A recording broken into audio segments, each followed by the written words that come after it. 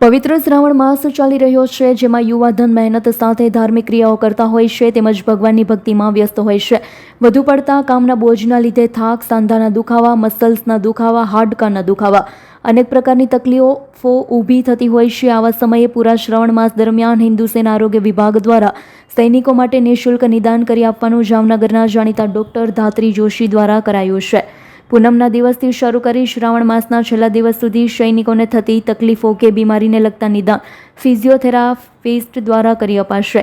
તેમના happy physiotherapy clinic Gurukripa બીજા માળે ત્રિશાલી પાઉંભાજીની સામે પંચેશ્વર રોડ જામનગર પર આવેલા ક્લિનિકમાં તેમને લગતી કસરત કરાવી અન્ય બીમારી મુજબની સારવાર કરી આપશે.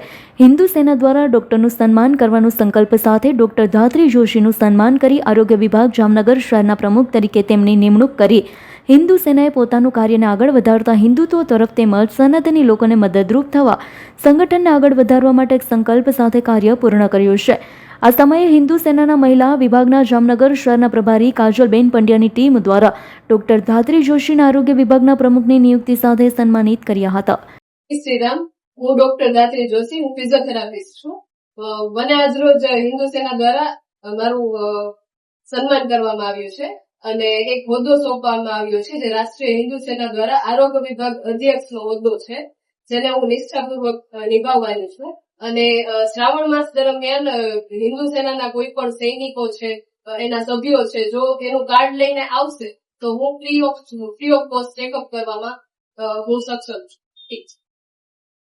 હર્ષલ ખંડેડિયાનો રિપોર્ટ, S9 ન્યૂઝ, જામનગર. અમારી તમામ માહિતીથી અપડેટ રહેવા માટે જોડાયેલા રહો S9 ન્યૂઝ સાથે.